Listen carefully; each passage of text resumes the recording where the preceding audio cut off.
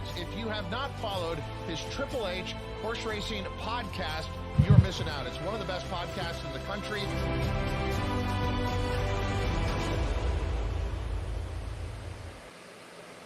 Good morning and welcome to Travers Day. It is August 26th, 2023. I am your host, Howard Kravitz, here at the HHH Racing Podcast. Thanks for joining us this morning, along with Pete Visco and Paul Halloran. Gentlemen, big day. Good morning, everyone.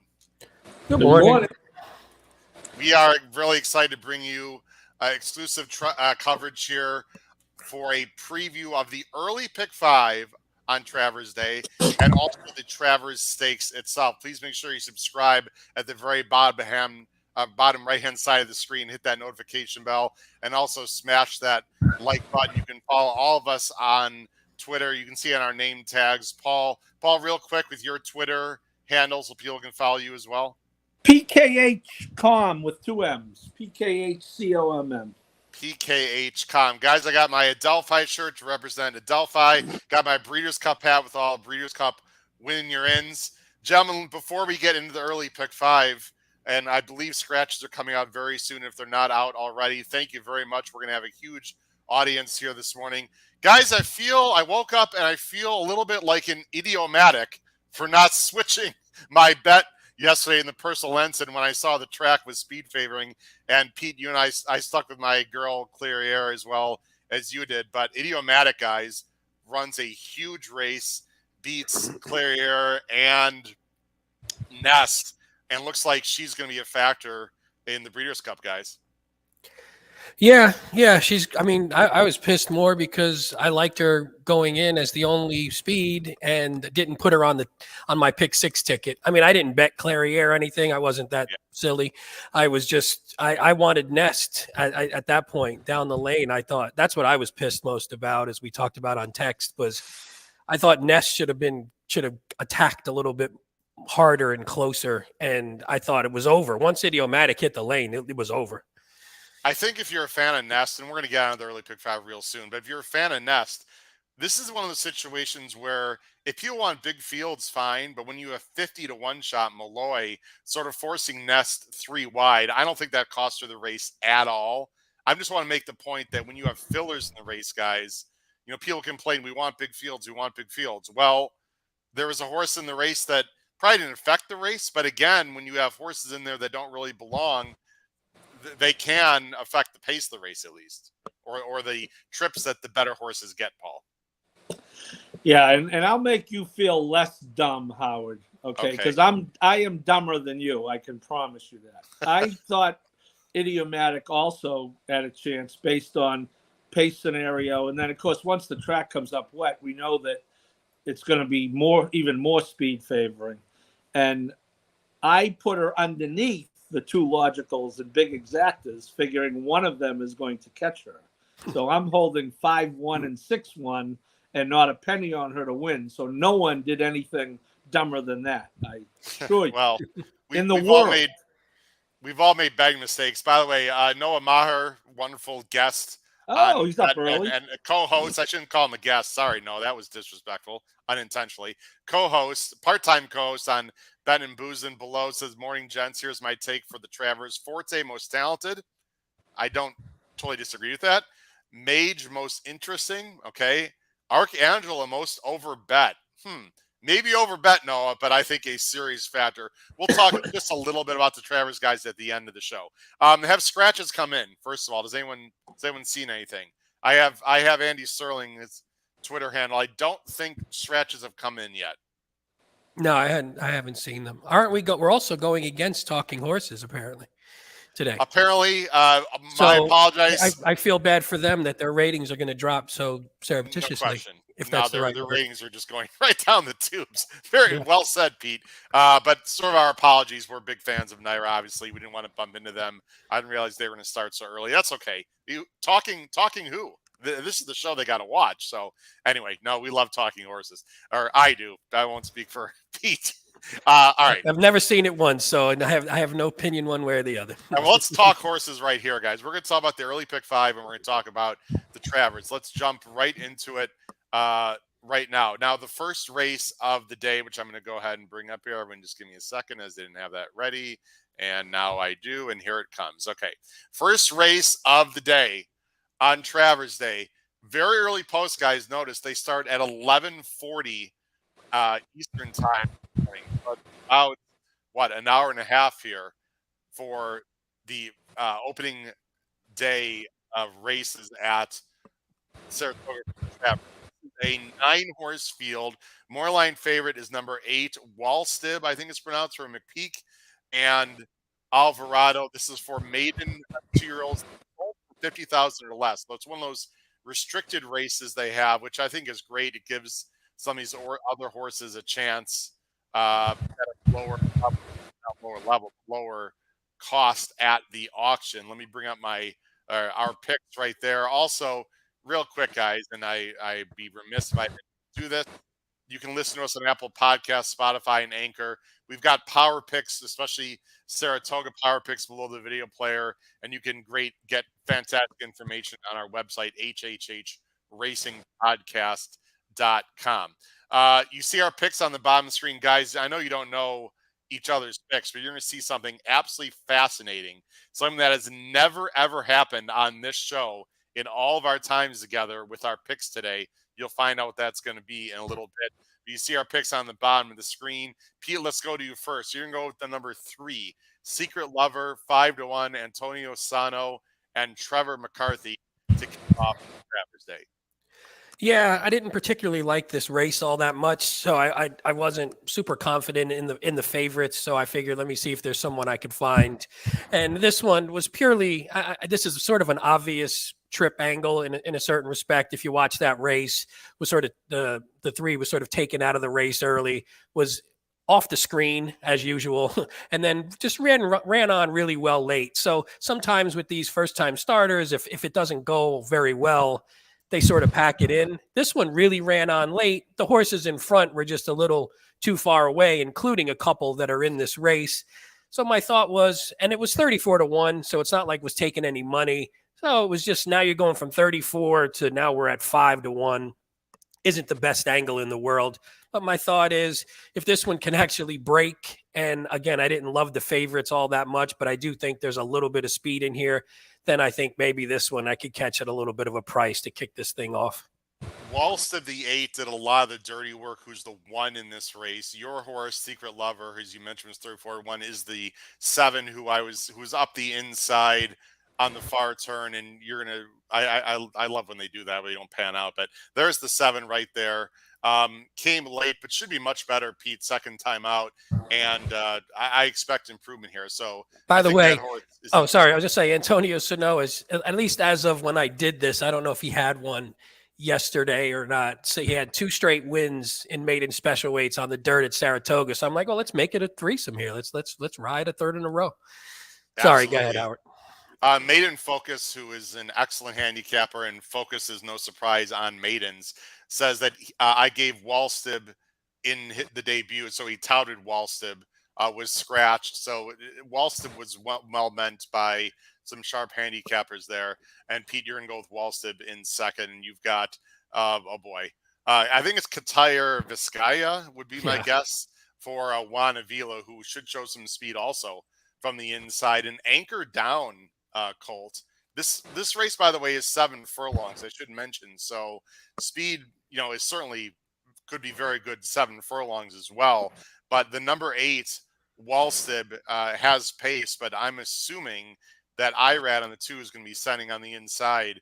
And so who knows if there's going to be a speed duel or not, but I guess my point is Wallstib might not be loose in this race. Paul, you're going to go with Wallstib on top, though. We just showed the last replay, really did a lot of the dirty work, as I mentioned. McPeak, you think would be better second time out. This is a unified colt. Yeah, and apparently it's a Grateful Dead reference. What a long, strange trip it's been. I'm the last music guy to talk to, but I heard Andy and Sarah talking about that, so that's the only reason I know that. I've never heard it. Okay. Probably never. Anyway, yeah, I thought that was a pretty good first effort, even though, he did get outdueled. The question I have, though, Howard, and this has probably related to nothing, but why wouldn't the maiden race that Pletcher's Hotshot won yesterday, that I bet into against, which was not smart. Why wouldn't that race have been today and this race have been yesterday? That race had that race had 6 horses sold at auction for a combined $4.1 million. Okay. And it's on That would Friday. be a great that would be a great question for the racing secretary. They do Isn't that a have good one of those question? races. Race 5 they have is it race 6 is one of those type of races, just for the record. Yeah. But anyway, I digress. But fair it's been enough. a No, long I think 2 that's a days. good point. It's a good point. But anyway, yeah, I thought this, to use your term, did a lot of the dirty work. You know, it got outdueled down the lane. Yeah. I think he'll be tactical. The horse is going to go, Howard. If you watch the Uncle Eddie replay, not from the last time in the mud, but 2 races ago, broke like his hair was on fire and couldn't hold it. Lost by 12. That's the horse that I think is going to be a dead send from the 6. I agree with you. I think Irad will be forward with the 2, but I think the 8 has a chance to get kind of a tactical trip where Junior tracks and then, takes the lead at some point coming home and hopefully holds on. Yeah. Nice shirt, by the way, Pete. Just want to throw that out there. Everyone, people can't see. Hold on a second. There we go, Pete. Now people can. There we go. Repping the HHH Racing Podcast shirt. I am going to go, guys, with that 2 on the inside. You know, my thought here, even though there is some other speed, I think 7 furlongs is really going to help this horse. I Anchor Downs, are a little more sort of longer, elongated sprint types. I don't think Irad has to go. I think he could sit. This horse has a real nice work in Monmouth for what it's worth. Actually, several good works in Monmouth.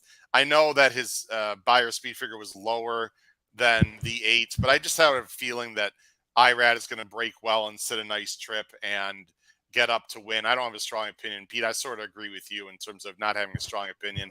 I got First Trumpet in 3rd, but again, that was the horse that finished 3rd to Wallstib. So we'll see, guys. Let the board. I don't know if any of the firsters really do much for me. I do have workout reports. Actually, everyone on the screen has workout reports in the DRF. No one really blew me away, guys. So that's why I think we're all going with the experienced runners. Would you agree with all that? Yes. Yeah, that sounds about right. Yeah, the workouts, I looked right before we got on the show when you sent it over, but there was nothing that changed my mind significantly one way or the other. Yeah. Let's go on to race 2. Now, race 2, as of now, and you guys please correct me, is the only race as of now that's off the turf. Is that correct? That's correct. Yep. Okay. And let's hope. Paul, you're there in Saratoga looking outside. Paul, give us the weather report. It's sunny and cloudless here this morning. Oh, 70 degrees. I saw no humidity. As usual in the afternoon warms, I saw a small chance of rain. Pop up kind of rain thunderstorms later in the day. Let's hope not. But this is not going to be a deluge kind of day, Paul. I think No. The turf races should hold together. Obviously, the stake race will be on the turf, but let's just hope. I want a fast track. I want a fair track, I guess, most importantly, guys. Yeah, well, I was over there this morning just briefly, and the track was, I would say it was, muddy to good. I would say by Travers, barring any significant rain this afternoon, you will have a fast dirt track for the Travers.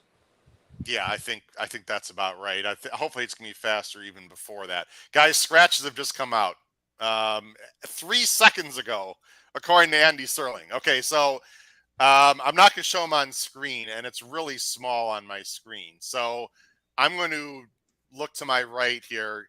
5 in the first. The 5 is out of the first. Again, we're not going to put it on screen, but those of you listening live here can hear.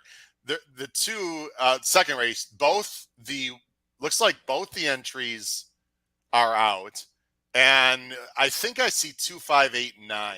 If I see that correctly, You are right? Correct. Yep. Okay, so you know what we'll do, Paul? We'll just, as we go through the races, if one of you race guys by could race. remind us. Yeah. Yep. But just to let everyone know that I can't even see the number. The 3, is that the 6 horse out of the race 3? Paul, Yep. Can you see that? Yep. Is that right? Yep. Okay, and the 4th race, Lord Captain, and the 6 and 5 and 6. Okay, 5 and 6 are out of race 4, and out of race 5 are only the MTOs and the number 5, the Reds. So the MTO is a number 5, the Reds. Later on in the card miles, let's do this very, very quickly. In race 8, the 1 and the MTO 14 is out. Again, race 8, the 1, and the 14. But what's huge here is the 13 is in, and we're not going to talk about the late pick 5 today, guys, but the 13 in race 8 is in, and you guys absolutely need to check out that horse. That horse will be one of the favorites now getting in. We didn't really talk about that on our Thursday show, but we probably should have, guys. Again, the 13 gets in race 8. And then the only scratch is the last race. It looks like 5 and 10, if I can read that correctly. So anyway, we'll go as we go through this, guys. We'll remind everyone of the scratches. Here's race 2. Again, there are a bunch of scratches. Paul, one more time, please, if you could rattle off the scratches in race 2. Sure. 1A 2589. Okay, 1A 2589. So obviously the MTOs are getting in. 1A 2589. You see our picks on the bottom of the screen. I asked these guys for the picks, before we knew scratches. We were guessing here. Paul, let's go to you. You and I are both going to go with one of those MTOs, of course, the number 12, and that is Golden Arm, who is 5-2 morning line for Horatio de Paz and Santana. Yeah, and Horatio has struggled at the meet, as you can see. Although he struggled on the win end, but he's got 10 times he's been second or third. I just thought this horse had the best dirt form. I did hear this morning when I was over at the track that this was the only race coming off, so was able to adjust. And the thing people have to pay attention to, Howard, is these races that come off are often misbet. And there was one of them yesterday. The odds straightened out as it went on, but with like 8 minutes to post, you had turf horses who stayed in the race who were like 3-1, and MTOs who were like 5-1. It was a race that I think the 10 won. I'm not sure which race it was, but anyway, it was. Oh, was that the Anatolian? Yes. Yeah, and who actually was a turf horse, but had a dirt start and some dirt pedigree. But there were other horses in, like the 6, I think, in that race. He ended up going at 4.5, 5-1, but at one point he's 3-1, and the horse had never really stood up on dirt in the afternoon. So it's just people pay attention to the board, especially on a day like today. Today's a good day to bet, folks. It's a pari-mutuel game. Not that any of us are experts, but we are more experts than a lot of the people who are going to be in the backyard today on their 8th beer, putting in tickets through the window. No disrespect to those people, Pete. Those are the best people. I don't think those people are going to take any disrespect. I like the fact this horse has speed. This is going to be switched to the 1 mile. Hold on. It's going to be 1 mile race now on the chute, I would assume. Give me a second here. 5.5 should stay right there. 5.5. My bad. Okay, it's me 5.5. Excuse me. This horse should show a lot of speed. Was caught in a very fast pace last time going 7. I like the outside post. I like the turn back. I agree with you, Paul. We also both have the 14. Paul, we're the same here. Newport Bridge, just to me, might not be classy enough, but I mean, crap, it's Linda and it's Jose Ortiz. They have cooled off a bit, I will say. The workouts, I think, on the 14 have been very good, though, just to mention as well. Workout. No, actually, I saw only one workout on the report. It was a B workout on the 26th, and then a maintenance breeze after that. Paul, the 14. Yeah, well, coming off a win, obviously, I thought the horse ran well that race. It was a while ago, but Linda's fine off this type of layoff, and there's been a lot of talk about Linda regressing off the hot start, which she naturally had to. But you know what? She's still pushing, I think, 25 wins or so. So, and she and Jose have won. I think I put this in the power pitch yesterday. She and Jose have combined to win, I believe, 14 times at the meet. So, again, I'm looking for the horses with dirt form. Interestingly, on this horse, Howard, they ran him on the turf as a debut, tried to run him on the turf in the second start, must have seen something they liked on dirt, because kept him on dirt for the third start and won. And on dirt, he remained. So, yeah, I'm looking for the horses with dirt form, and I thought those two had the best dirt form. Yeah, interesting. The reason I was scrolling down, people get to your 13 is I just want to see the horses that are still in the main body of the race. Was it 1-1A 2-5? Again, what were they? 1-1A 2-5. The scratches. 8-9. 2-5-8-9. All I those think so. also. Yeah. Yep. So I'm just looking at what I want to look at, guys, right now, real quick. What we're seeing is exactly what I'd be doing at home, everyone, if I was by myself. I want to see of the main body, the horse in the main body, who has speed that's still in the race. So the 3 does not. The 6 still does. The 6 is in the main body and will show some speed. So actually, that might be a big factor, Pete. I'm glad you brought that up. Trying to see who else. The 7's in this race also, right? Still? Yep, looks like and it. The 7 has some. I'll tell you what, guys. There's a lot of speed in this race. The 8 is out. The 1A is out. The 9 is out. Correct. So I'll tell you what, and I'm just doing this live as we speak here. Of course, I'm not so sure the 12 is going to get loose now that I look at it, Paul. There's quite a bit of early speed here.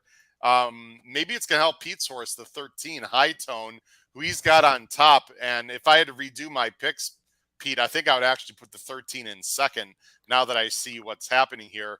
High Tone for Dylan Davis, Engelhart, very consistent and should be able to stalk and close a little bit here. Yeah, that was my thought. And I like the Engelhart 36% wins first after the trainer switch in the past year, including winning 3 of the last 4. So I was hoping that the move to his barn could move this horse forward a bit. And that last race I really liked because it was a mile and a 16th. It was on a good track, made a nice move. So made what looks like potentially could have been a winning move and then got caught, but didn't get caught by much. So my thought was, if there is a bunch of speed, if a couple of the speed horses do hook up here, I think this one, at least showing in that last race routing, that he actually has a little bit of stamina and has passed horses before. So maybe he could be the one that benefits if there is a little bit of a speed duel up front. Yeah, I agree. I am officially changing my public picks on the bottom of the screen to 12, 13, 14 based on Real quick, Howard, just he ran on August 16th. So it was, 10 days ago? Yeah. So, but Engelhart, 43% wins, 64% in the money from between 8 and 10 days between starts in 2023. It wasn't a huge sample size. They don't do it that often. It was maybe 15 or so. I don't have it in front of me. But again, that's something that at least we know he can get a horse ready off of very short layoff. So, yep. I think that's a very, very good point. Let's go on to race 3, guys. Race 3, see our picks on the bottom of the screen. Now, I don't want to, you guys will see what I was talking about when I said something that's going to happen on the show that's never happened on this show before with the 3 of us. You'll find out in about 20 minutes or so. We are all going with the same horse here in race 3. We're all going with the number 4. Let's go ahead and show the Equibase here. This is a starter allowance, mile and an eighth. $70,000 purse, pretty small field of 7. Morning line favorite is the number 3 Money Supply for Joe Sharp and Luis Saez, coming off a huge effort off the claim now, coming back quickly. We're going to go with the Rodriguez trained Alvarado ridden Mystical Curlin. Paul, look, we got to go with you first, and we all know why. This is a Curlin, so you got to go with the Curlin. Which makes yesterday's mistake even worse because Nest and Clariera Curlins, is Idiomatic. So they're going to name a horse after me. It's called Idiot-matic. But yes, I do. I'm always looking at the curlies going long on the dirt. I do think, this horse is 1 for 14, so don't bet the tuition money. But I do think stretching out, I do think he'll have a little bit of a tactical advantage. I expect Junior to be forward. He was on the pace last time, but never really got any separation. And that was only a mile. And I know people look at it and say, well, he quit at a mile. Now it's a mile and an eighth. It really doesn't work that way. Just watch the Belmont Stakes if you don't believe me year after year. I think this horse will be actually a little better stretching out. He's only done it twice. He's run second once. And I think he is in a position to get the right trip. But again, 1 for 14 lifetime, tread carefully. He's not quite as good as his father was, but he is correct. He is going to have the lead. And Pete, we saw this yesterday. The track is very speed favoring, but you got to be careful. Okay, the track is going to be different today from the surface standpoint. That doesn't mean it's not going to be speed favoring or speed favoring.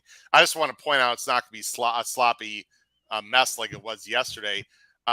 Pete, I think we all feel the same way. This is a hard horse to trust, yet we've got to put him on top anyway.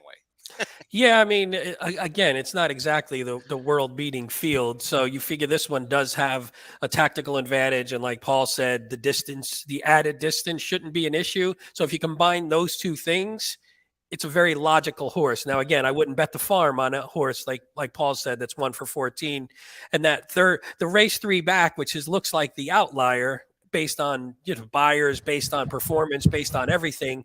But even if you look at the other races, they're still good enough to beat this field. I sort of agree with what we're going to talk about. The one I sort of agree with Mike. I'm surprised you guys don't have the one anywhere at all. I have a feeling the one's going to run big, but anyway, we'll get back to the one. I've got the 3 Money Supply in second, and let's see, Pete and Paul have this horse third. Guys, I realize this horse is coming back like really, really quick, which usually I'm against. And coming back in 6 days, this horse has a ton of back numbers that would be good enough to win. Went a mile and a 16th and ran actually his top buyer back in the spring of last year. So I'm not really concerned about the distance. This is a claim for Sharp. I don't know. I think he's going to get first run on the 4 guys. I think this is serious danger. You guys sort of are not really high on this horse, though. Was it the short turnaround, guys? Well, I mean, we picked them third. You picked them second. Well, I'm just saying. We're not that different. It's a small. Well, I mean, just saying it's a small field. So mine was the practical. Mine was the practical joke going a mile and an eighth. I don't love practical jokes mile and an eighth. So that was the reason I didn't have this one higher. I had it as sort of a B level. You're right. So I wasn't as high. That's fair. That's fair. Well, let's talk about mine is, and Joe Sharp is very good, and he's very good off the claim. I just don't want to try to make a career on betting horses claimed away from Chad Brown. Well, that's certainly fair to say. I think that's a good point. You guys are fans of Elmo from back in the day. Going to St. Elmo. I didn't give this horse a lot of consideration. Both you guys have this horse second. I guess out of respect to you, gentlemen, I need to relook at this horse a little bit at least. Just broke his maiden, is the fresh face. Has been working well down at Churchill for a talk about Sharp, not Joe Sharp, a Sharp trainer, and Michael McCarthy. Pete, this guy is one of the best. I don't know why he's underrated. I always say that because it just doesn't seem like he gets the respect he deserves. But you've got St. Elmo second, and so does Paul. Yeah, I mean, I think he probably, just because he doesn't have a ton of the bigger horses sometimes, so you don't hear his name in the big races that people talk about as much, which is probably why. Picks up Johnny V, which I always love. My thought with this one was just, I agree with you. It's a bit of a stretch, but what I liked was when they stretched this horse out, he ran much better, and you could see it from a figure standpoint as well. Yeah. And looking at the breeding, I thought that going longer would probably be better for this horse. So my thought was, if you're getting this horse at 8-1 and maybe he just likes going longer, and now you're picking up Johnny V, hey, if this one does like that, it's a $250,000 purchase too. So he was a little bit well thought of, and maybe it was just those sprints that were getting to him in his first few. Figure take a shot at 8-1 in a race again that where the favorites I don't necessarily love one way or the other. I will say, for all the viewers and listeners, we got a ton of people watching, and for Pete and Paul too. We are going to go a little bit longer this morning. I mean, hell, it is Travers Day. We'll go probably 1 hour total today. The one thing I'll just say, just to push back a little bit against you guys, that was a very slow pace. 25-4, 49-4. Now he's got to chase after the Curlin horse, who's going to be going, 23-4 and 48 in a piece. So I mean, I'm not saying St. Elmo can't win, guys, but I mean, this is a totally different situation from his maiden race. Actually, you know what? Someone mentioned Money. Money Supply was mentioned by Muddy Atlas. Who's Muddy? What number is Muddy Atlas? I think that's in a different. I actually 7. Yeah, that's the 7, not the 1. Yeah. No. I was completely my fault. I don't like Muddy Atlas.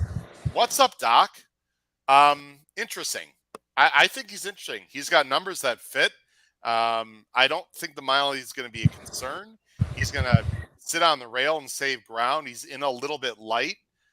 I think the one's a player. To me, it's either 1, 3, or 4. I don't love the 2 on top, maybe underneath. We'll see, guys. It's a small field, but it's an interesting field. race 2. Let's move on, guys, to move this along here to that was race 3, excuse me. Let's go on to race 4. They go ahead and switch some things around here. And there we go. Guys, what's going on here? I thought I was getting real creative in this race. I had my all chest out. I was all proud as a peacock thinking, oh, I'm going to show Pete and Paul why this 10's got a big shot at a price. And then my brethren, my boys, my guys, the smart men they are, we're all thinking alike with a 6-to-1 shot. This is one of my price plays of the entire day, guys. And I love the fact that you guys also have the 10 in this race. That gives me so much more confidence, despite Paul's claimed stupidity, which we all know is completely untrue. I think you're really into horses who've popped a recent 0 buyer this week. I love the other day. Yeah. You know what though? Can I say something?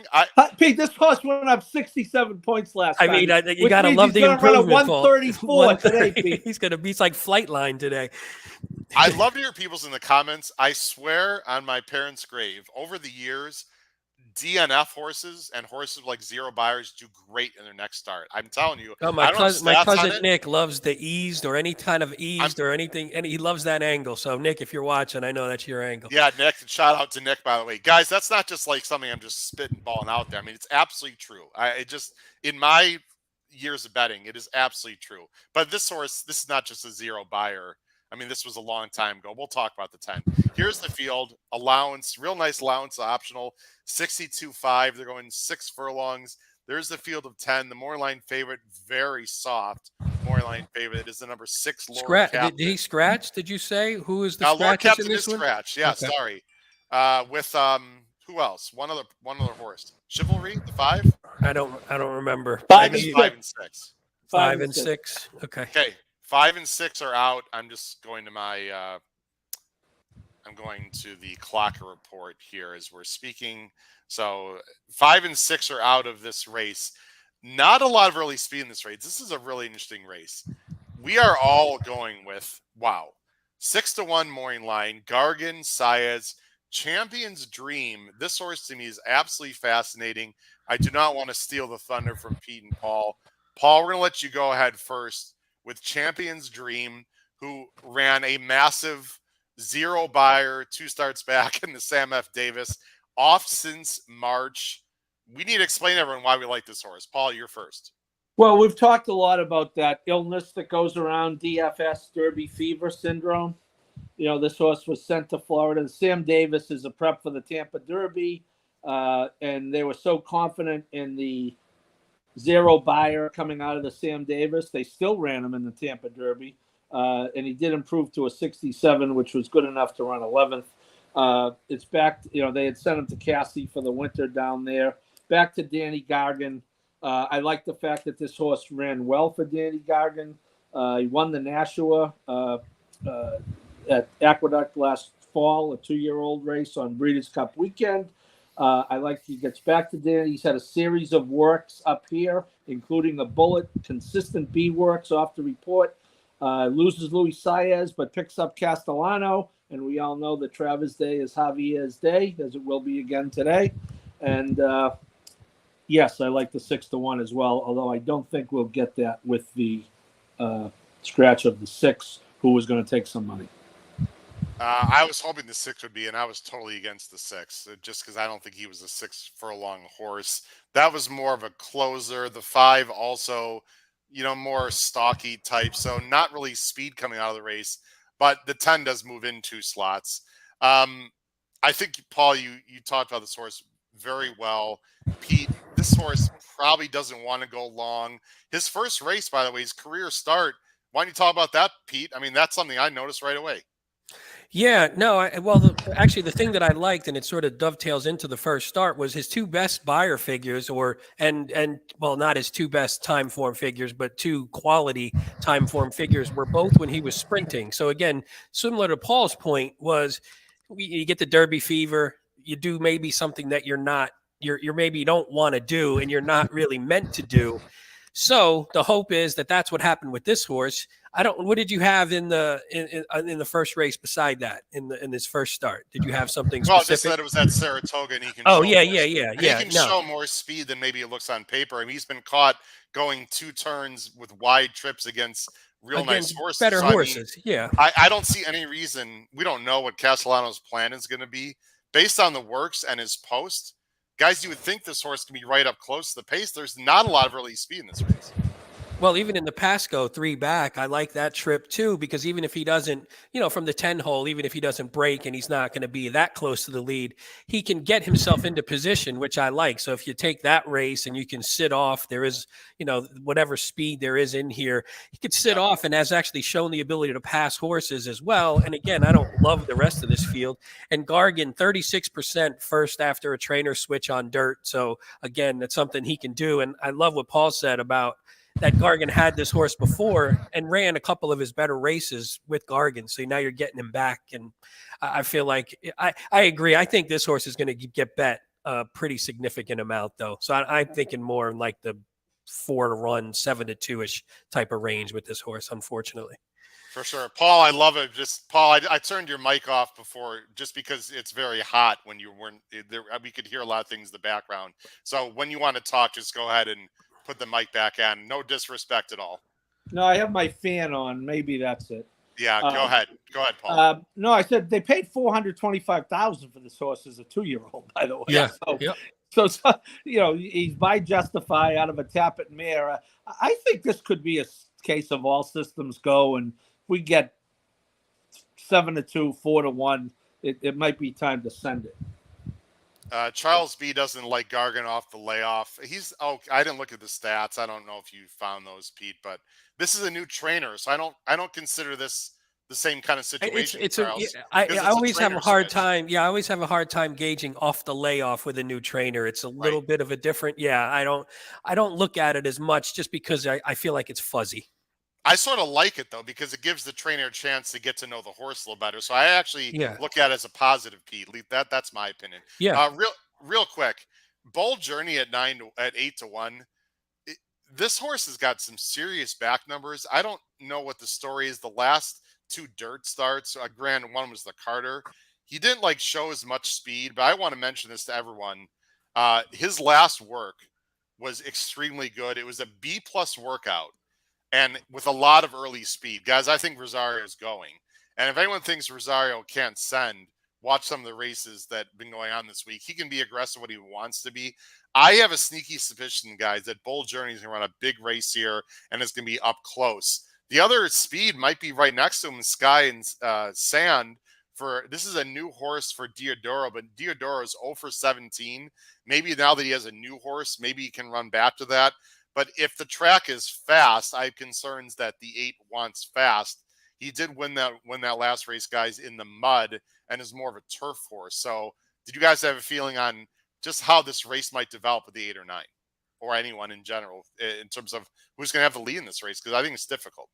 Yeah, I think you make a good point on the 9, Howard. He's definitely going to be faster than it looks on paper.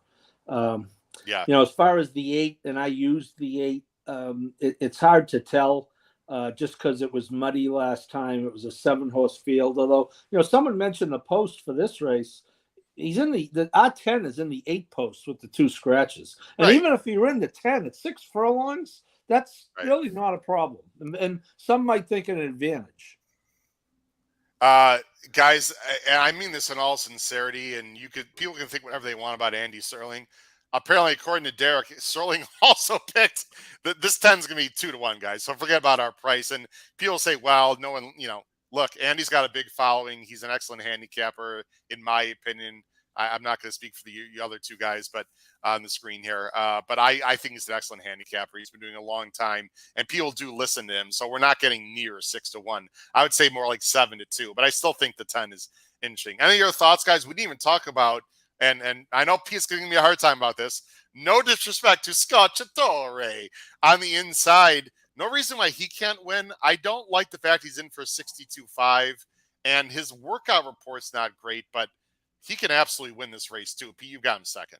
Yeah, my biggest thing with him was maybe he just likes Saratoga. And if you look at his races, regardless of what his form is, when he gets on Saratoga, when he gets to Saratoga, he likes it better. He's 2 for 3 wins, 3 for 3 in the top 2. He likes the distance. I think he can get a little bit of hopefully he can work out a little bit of a trip from the rail. He's got Pratt, so that helps, which I always love Pratt to worry about working out a trip.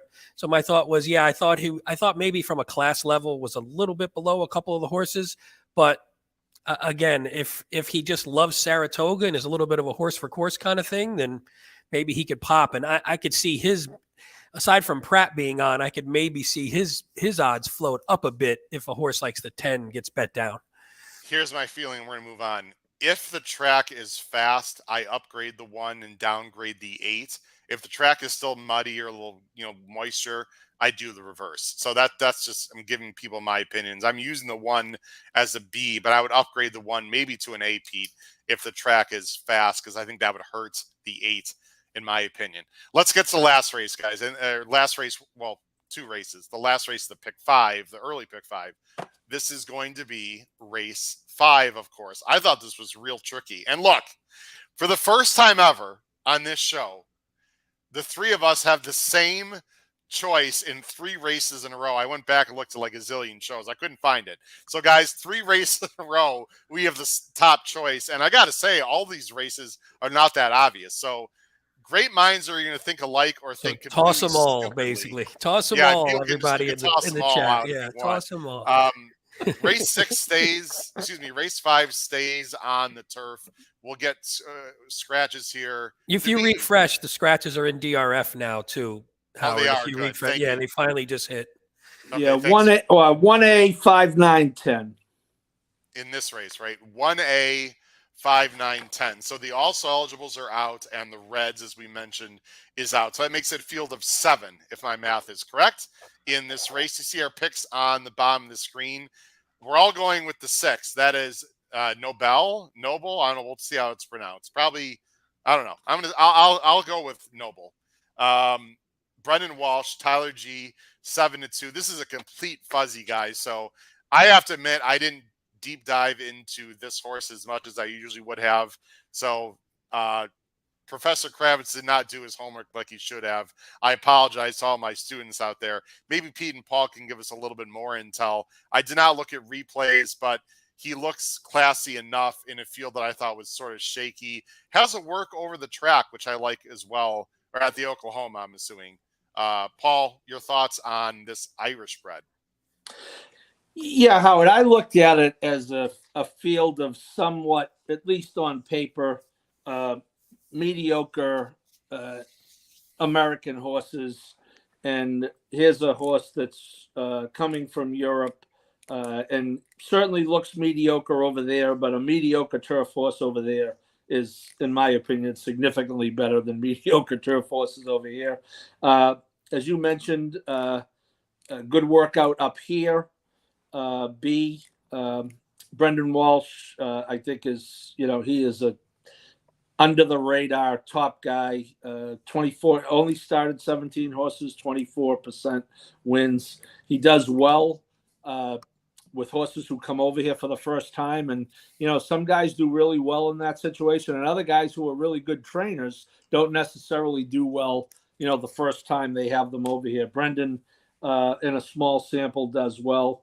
I looked at, I saw the 7 at 2-1 and immediately said, well, I know I want to bet someone else if that horse is going to be 2-1. And I picked that horse second. It's nothing, nothing too against him, but I wanted the new face, if you would.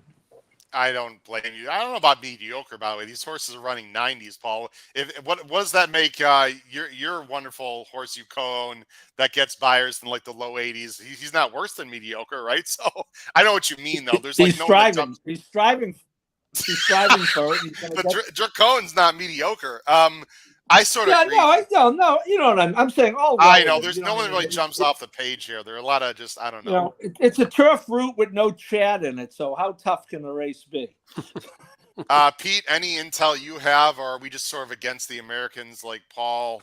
you've also got the 7-second James No, Aloysius, sorry. with the 6, no, I did like the Walsh Gaffleone combo, 26% wins with the foreign shippers on turf. So maybe that's who he likes having Gaffleone in general, but he likes having Gaffleone on his foreign shippers, and they do well together. I just thought the distance would be fine. The only thing I laughed at with him was I wondered if he was one of those horses who they thought bring over here because they'd like a firmer turf, and now they're getting rain-soaked, generally rain-soaked Saratoga. So that was my only concern, was like, did they bring it here because they thought the firm would be better, but then Saratoga is not the place to come to if that's what you're looking for. The way he's also been going much longer, but I don't know if you guys saw the short comments, and I didn't watch any replays, but apparently this horse is showing speed. He does. He shows speed. He's tactical, at least over there, which again, the speed doesn't always fully translate, but he's not a come from behind kind of horse, so he should be closer. He's also run and won going left-handed, which I always think is a little bit of a benefit when you're looking at some of the foreign horses coming over. Again, I just didn't love the rest of the field either. I think it's a beatable favorite, like Paul said. So why not take a shot with the European coming over? This is the great thing about getting workout reports. That was a B as in boy workout report, and guess who he was working out with? Verstappen. Oh, nice. Running in the sword dancer. So again, Paul, you and I especially have seen a lot of work South Oklahoma and other things. These trainers want to work horses with their other good ones if they feel like they're good. And the fact that the 6 has been working with a graded stakes horse gives me a little more confidence, Paul, as well. 100%, to quote our friend Kyle. Yes, and that's ironically, Howard, sometimes you get a quote smaller trainer who doesn't have any top horses, who gets one, and that really becomes an issue because they would prefer to work in company, but if you don't have anywhere else in your barn to keep up with them or her, you got to go solo. So yes, I think that's a cogent point, and Brendan and Pete, you touched on Brendan and Tyler. Obviously, the ride that he gave Pretty Mischievous in the Oaks was, somewhere around legendary. And Tyler's just as solid as they come. Having a very, very good meet, by the way, at 20%. Yeah.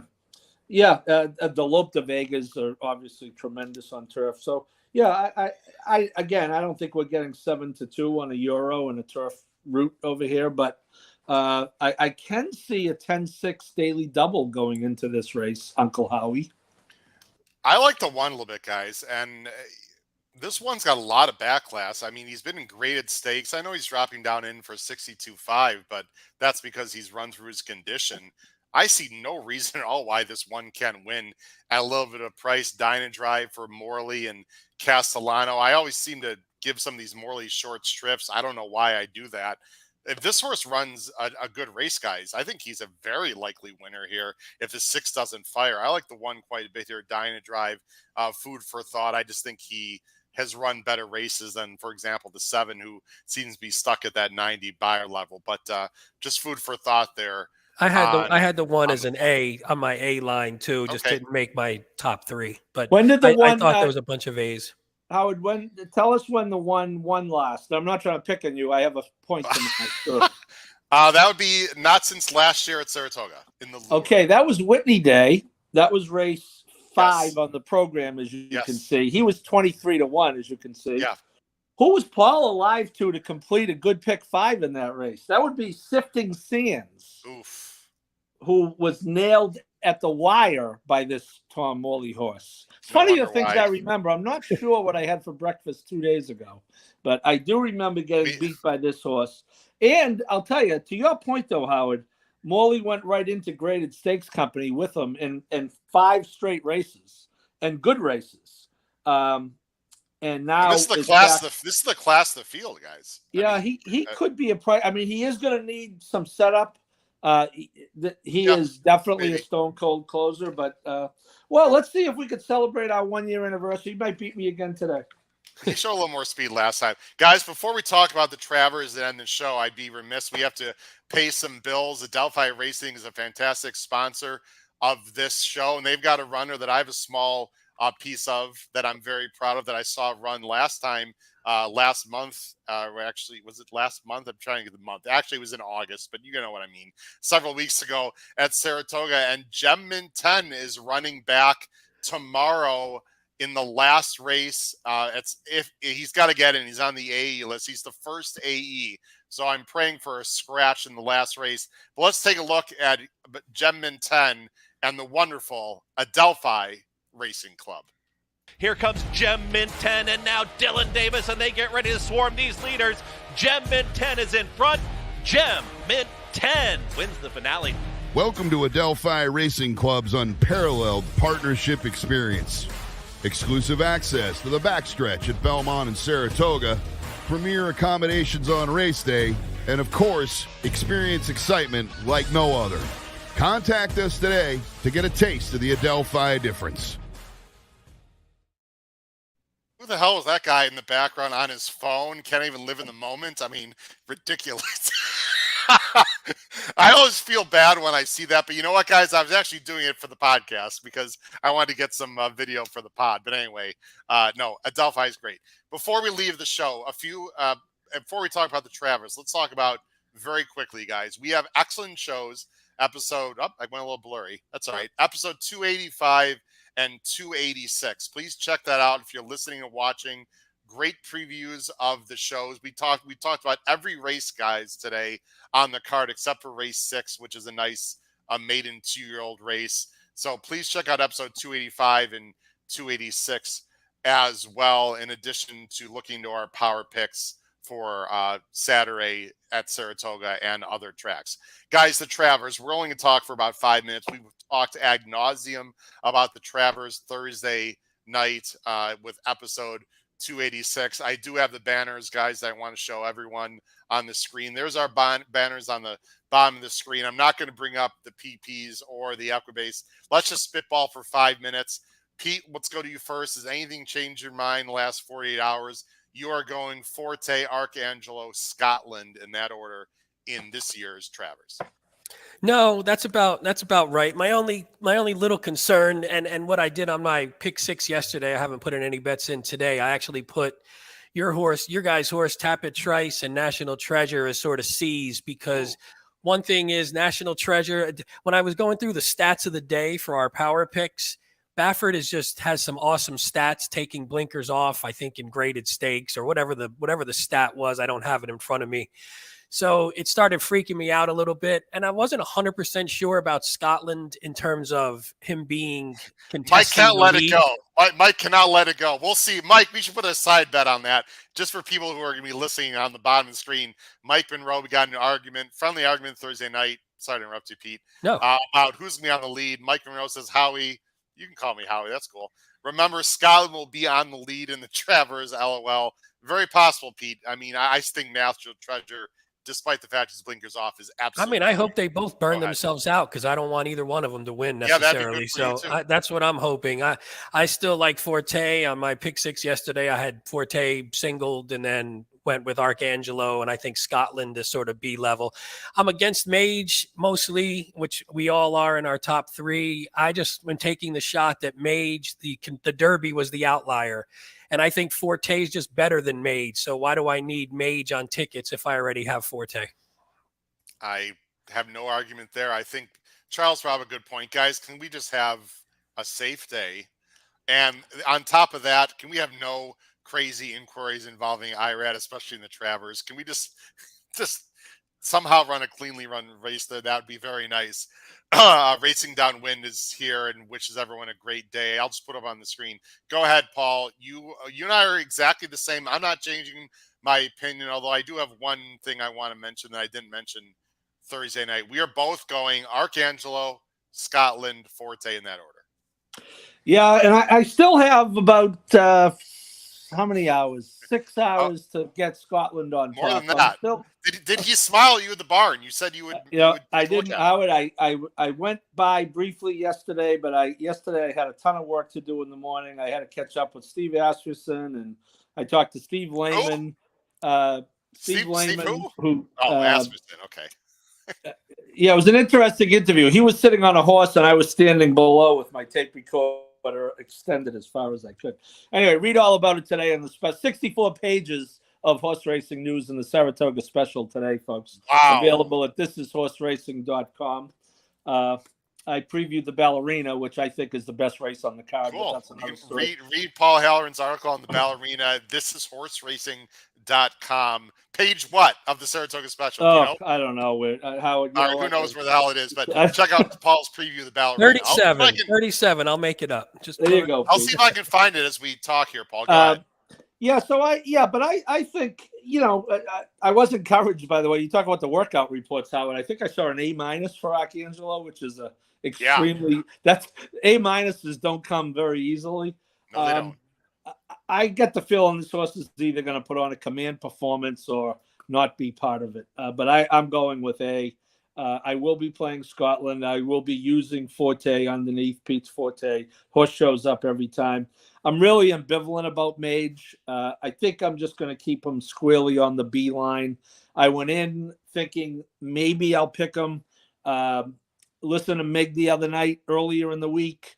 Although the workout reports on him, Howard, are pretty good. If I looked briefly before we went on, so I'm going to keep him as a B, and maybe if the thing blows up, maybe try to get Scotland. But all in all, Arcangelo will still be my top pick.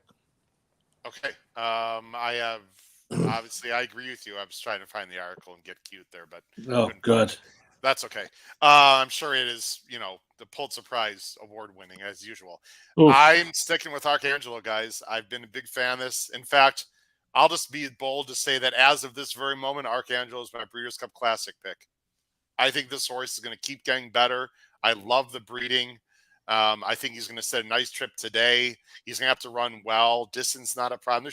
For me, there's nothing not to like other than, Pete, what we talked about Thursday, where he got a very good trip in the Belmont, no doubt about it. He might need to get another good trip today, but I think he's in line for another good trip. I think Scotland is fascinating and will sit a good trip. I like Forte a lot as a horse. I just don't like the odds he's going to be. I'm obviously using him in my pick 5. And I got to say, one thing I didn't mention Thursday, I would not be shocked if a Tappa Trice or a Disarm runs huge here and could even upset the field. I think there's a lot of horses that can win this race. The only horse that I think is very unlikely to win, and Paul, I know we just put this horse in the winner's circle, is National Treasure. I don't see it. I don't think he's going to get the distance. This is some of the best 3-year-olds in the country. And so I just saw someone actually Sterling actually picked National Treasure. Wow. That is amazing to me. So anyway,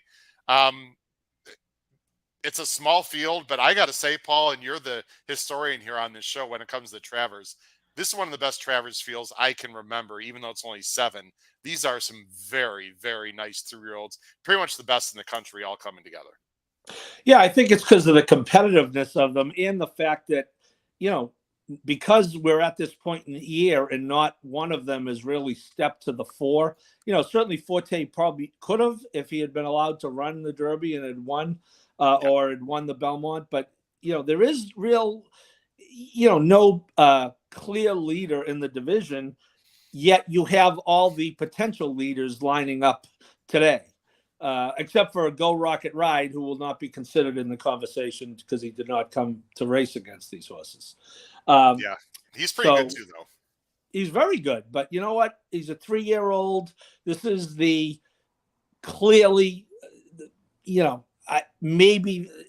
I think the second best race for 3-year-olds right after the Derby. Maybe you can make an argument for the Belmont. Certainly not the Preakness, because now no one goes to the Preakness. Although I'm sure they're all going to go when First runs the race a week before the Belmont. That'll really make the Preakness a big draw. Anyway, I digress again. I'm a little punch drunk. I've been in Saratoga for 72 hours. Page 32. You were close, Pete. Page 32. The rematch. I was right there. Echo Zulu and Good Night Olive. I will say this, Howard. We talked before. The only tiny morsel of intel I picked up this week, the Sword Dancer. I did check in with my friend TJ Comerford, who travels for Aiden O'Brien. I picked Bolshoi Ballet on the show the other night. We talked about it. Aiden's still looking for his first win at Saratoga. I believe he's 0 for 10. Pete, is one of those Euros you talked about. I caught up with TJ yesterday morning and said, what do you think? He said, it'd be great if it stopped raining. He's a Euro. To quote PJ in his Irish burg, he wants to run on the top of the ground. And but let me say this: if it does not rain between now and the Sword Dancer, it's not going to be firm, but it's going to be closer to firm than good. Well, that's the thing. It could still be a little more firm than maybe they're used to. So It still could be beneficial. Yeah. But again, that's not the ideal for these horses that come over looking for U.S. firm turf, unfortunately. But I think I don't know that anyone in that race wants it soft. So they're all in the same boat. You're probably right. Yeah, you're probably right. You would ask me, Howard. That was the only thing close to intel I had picked. That's good to know, though. I mean, it's good to know. It is good to know. Well, he wants firm, and he's going to show speed. Pete, we're going to let you have the final comment here. And Paul, we really appreciate your inside intel throughout the week here as you've been in Saratoga Springs at the track talking to people. So thanks, Paul. And I know it's a lot to ask you to come on these shows with your busy work schedule this week. So thank you very much for that. Pete, final thoughts on the Travers.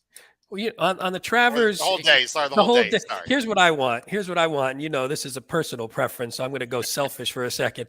I want, in the Grade 1 stakes races today, I don't want speed to win all of them because I think that's boring, and I hate that, and that's why I'm not a huge Saratoga Naira guy, because I feel like every time I watch a graded stakes race there, they let some horse go on the lead and it wins, and I just find it boring. So that means that Echo Zulu, Gunite, National Treasure, and who's the other one who's going to win? Whatever race I'm missing. Oh, and New York Thunder. Those 4 are locks because I don't want speed to win all those races. New York Thunder ain't winning. I'm with you, Paul. Arabian Lion is the best bet of the day, I think. So we'll see. But you wouldn't have liked the Charlestown Classic last night, in which they allowed Skippy to walk around, I didn't watch it. Is that what happened? To crawl around all 7 turns in a pedestrian pace. I hate that. I hate that, Paul. I hate that, Paul. All right, guys. Well, there's a lot of winning urines. This is just an unbelievable day of racing. Any way you look at it, we wish everyone out there much success. Again, watch episode 285 and 286 if you need some more information, including comments from Jenna Antonucci and Arcangelo and Richard Migliori. We have a show tomorrow morning at 10:30 Eastern. New York Showcase Day. Great day of racing tomorrow as well, Saratoga. And then, guys, Monday, as I just mentioned, we're going to put the show up on YouTube soon. 8 p.m. Eastern Monday, full recap of everything that happened today at Saratoga with, I'm assuming, everyone here on the screen and maybe some more people as well. For Paul Halloran and Pete Visco, this has been Howard Kravitz, episode 200. And not episode at all. This has been Saratoga Today. Guys, I'm a little bit out of sorts here. Saratoga Today. Thanks for watching. First post, 35 minutes from now. Good luck. Crush your bets on Travers Day. Take care, everyone. Bye-bye.